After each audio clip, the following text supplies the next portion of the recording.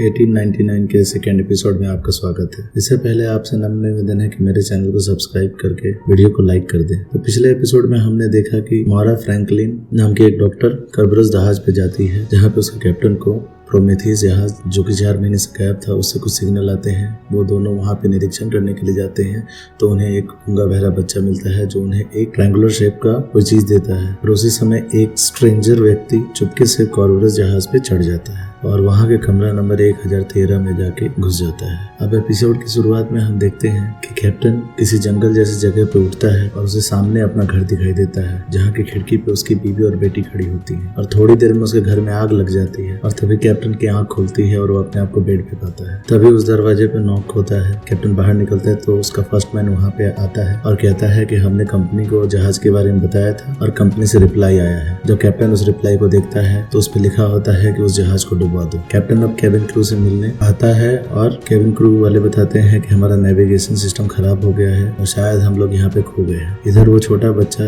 जो हमें प्रोमेथियस जहाज में मिला था वो बेड पे सो रहा था। उसकी देखभाल मोरा फ्रैंकलिन कर रही थी और मोरा फ्रैंकलिन उस बच्चे के कपड़ों को चेक करती है तो उसमें से एक रिंग मिलती है। इधर ओलेग भी अपने काम पे लग गया था। तभी सारे वर्कर आके उससे पूछते हैं कि तुम जब उस जहाज पे गए थे तो वहाँ क्या देखा था और वहाँ सिर्फ एक ही बच्चा क्यों मिला और बाकी जितने भी पैसेंजर्स हैं उनमें किसी का लाश तक क्यों नहीं मिली। तभी वहाँ पे कैप्टन आ जाता है। वो ओलेग को अपने पास बुलाता है और उसे प्यार से कहता है कि पता करो कि इस जहाज में कितना कोयला बचा है और इस बात का पता किसी और वर्कर को नहीं लगना चाहिए। इधर कैप्टन मोरा के पास मिलने आता है और उसे कहता है कि उसने प्रोमेथियस जहाज पे कुछ अलग तरह की चीजें सुनी और समझी हैं। अब सीन शिफ्ट होता है और हमें 3rd क्लास के पैसेंजर दिखाए जाते हैं जो इस बातों से बहुत डर गए थे। अब उनके पास कुछ और करने के लिए नहीं था तो सिर्फ प्रार्थना करते हैं ताकि उन्हें कुछ ना हो। इधर मोरा को गैलरी में वो अजनबी लड़का जो कि रात को इस जहाज पे चढ़ गया था वो मिलता है। वो मोरा से कहता है कि उसका नाम डैनियल है और वो उसके बगल वाले कमरे में रहता है। इस पे मोरा कहती है कि क्या हम पहले मिले हुए हैं क्योंकि तुम्हारा चेहरा मुझे जाना पहचाना लग रहा है, जिसपे वो लड़का मना कर देता है। इधर 3rd क्लास में वो छोटी बच्ची अपने भाई के बालों में शैम्पू कर रही होती है और उसे अपने बातों से पका रही होती है। तभी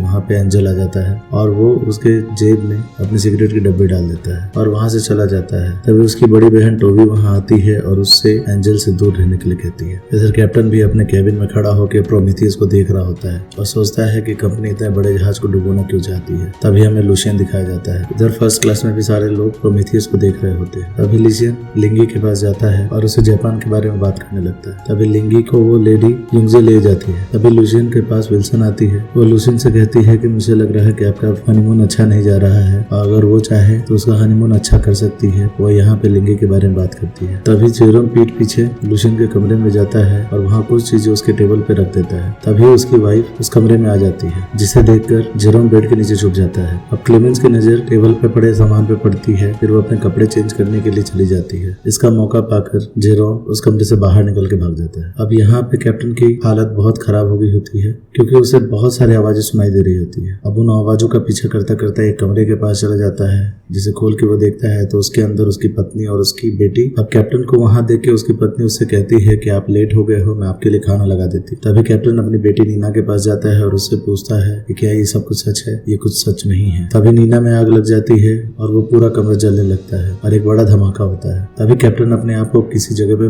पड़ा हुआ पाता है। जब कैप्टन उठता है तो उसके सामने वही कॉकरोच जैसा कीड़ा दिखता है। वो भट्टी की तरफ चला जाता है और ऊपर चढ़ने लगता है। कैप्टन भी उसके पीछे पीछे ऊपर आता है तो वो सीधे अपने कमरे में आ जाता है। अब कैप्टन भी हैरान था कि वो अपने कमरे में कैसे चला आया। इधर मोरा उस बच्चे से बात करने की कोशिश कर रही होती है लेकिन वो बच्चा कुछ नहीं बोल रहा था। मोरा अपने बचपन की बात बताती है ताकि वो बच्चा उसके साथ फ्री फील कर सके लेकिन वो कुछ भी नहीं बताता। तभी मोरा को उसकी गर्दन पे एक उल्टे ट्रायंगल का निशान दिखता है। मोरा जब उसे देख रही होती है तभी बच्चा उसका हाथ पकड़ लेता है और मोरा को चुप रहने का इशारा करता है। तभी कैप्टन वहाँ आता है और उस बच्चे को उठा लेता है। तभी मोरा कैप्टन को शांत करती है और उसे बच्चे से दूर होने के लिए कहती है। कैप्टन बार बार उस बच्चे से ये पूछ रहा था कि वहाँ पे क्या हुआ था, तुम वहाँ पे अकेले कैसे बचे और बाकी वहाँ के पैसेंजर कहाँ गए। मोरा कैप्टन को शांत करती है और उसे दूर जाने के लिए कहती है। तभी डैनियल वहाँ बाहर से आता है और उस बच्चे को देखा है। बच्चा भी उसे देखता है और ऐसा लगता है जैसे दोनों एक दूसरे को जानते हो। लेकिन बिना कुछ कहे डैनियल वहाँ से चला जाता है और बच्चा भी वहाँ से शांत हो जाता है। क्लेमेंस गैलरी में खड़े होकर समंदर को देख रही होती है। तभी वहाँ जेरोम आ जाता है। क्लेमेंस उसको वर्कर समझती है तो जेरोम अपना नाम उसे बताता है। उसका नाम सुन के क्लेमेंस वहाँ से जाने लगती है और जेरोम भी वहाँ से नीचे चला जाता है। जैसे ही वो नीचे आता है वैसे ही केबिन क्रू के आदमी उसे पकड़ लेते हैं और उस पर वर्दी चुराने का आरोप होता है। इधर रमीरो की भी आंख खुलती है। इधर टोबी अपने भाई के पास जाती है। वो अपने भाई के हाथ में वो सिगरेट की डब्बी देखती है तो उससे पूछती है कि ये तुम्हें किसने दिया। वो बताता है कि फर्स्ट क्लास के आदमी ने दिया था।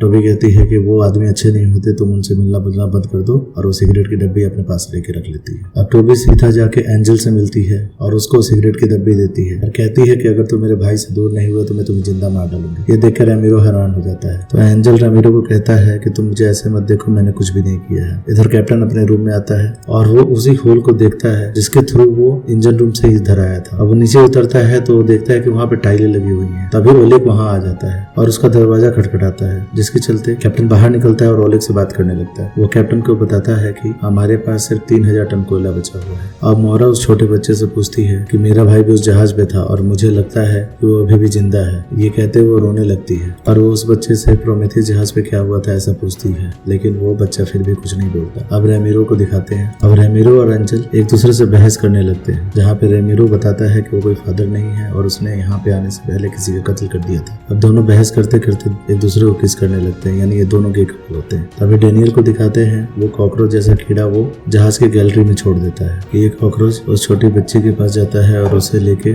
ऊपर आ जाता है। एडा भी उसके पीछे पीछे ऊपर आ जाती है, जहाँ पे डेनियल उसे माफी मांगता है और उसको मार डालता है। उसी समय कैप्टन डिनर रूम में सभी लोगों को बुलाता है और उनसे कहता है कि मैं जहाज को न्यूयॉर्क लेके नहीं जा रहा हूँ, इसे मैं वापस यूरोप लेके जाऊंगा। और कैप्टन ये भी कहता है कि वो प्रोमेथियस जहाज को भी यहाँ से लेके जाएगा। तो लोग भड़क जाते हैं कि वो इस खाली जहाज को क्यों लेके जा रहा है, जहाँ पे हमें डेड बॉडी तक नहीं मिली। वो उस जहाज को श्रापित मान रहे थे, पर कैप्टन किसी की भी नहीं सुनता और अपना फैसला सुना के वहाँ चला जाता है। इधर मोरा कैप्टन से मिलने आती है। वो मोरा से कहता है कि कंपनी कोई बात है जो प्रोमेथियस के बारे में जानती है और वो हमसे छुपा रही है, और वो वही लेटर जो उसके पास था वो मोरा को दे देता है। वो मोरा से कहता है कि कोई चाहता है कि मैं इस जहाज को, मुझे अपनी फैमिली के विजन्स आ रहे हैं, मुझे अपनी फैमिली दिखाई दे रही है, मुझे लग रहा है कि वो आगे बढ़ रहे हैं लेकिन मैं पीछे जा रहा हूँ, इसीलिए मुझे इस जहाज को पीछे मोड़ना ही पड़ेगा। इतना कह के वो यहाँ से चला जाता है और मोरा नीचे अपने कमरे की तरफ जाती है, जहाँ रास्ते में उसे डेनियल दिखता है। डेनियल उससे बोलता है कि जहाज को पीछे मोड़ने का फैसला बिल्कुल गलत है। अब प्रोमेथियस को कर्बरोस के साथ जोड़ दिया जाता है और कर्बरोस वापस यूरोप की तरफ घूम जाती है। यही डेक के ऊपर फर्स्टमैन और उसके कुछ साथी आपस में डिस्कस करते हैं कि कैप्टन को इस जहाज को यहीं पे डुबो देना चाहिए था, हम इस जहाज को लेके नहीं जा सकते हैं। तभी सेबेस्टियन उसमें कहता है कि मेरे पास एक और आइडिया है। तभी एक क्रू मेंबर को एडा की डेड बॉडी मिलती है और तभी केबिन के अंदर प्रोमेथियस जहाज से सिग्नल आने शुरू हो जाते हैं। उसी समय मोरा अपने लॉकेट को देखती है, सारे लोग एडा को देखते हैं और ये एपिसोड यहीं खत्म हो जाता है। आप लोगों से अनुरोध है, कृपया मेरे चैनल को ग्रो करने में सहायता प्रदान करें और मेरे चैनल को सब्सक्राइब कर दें।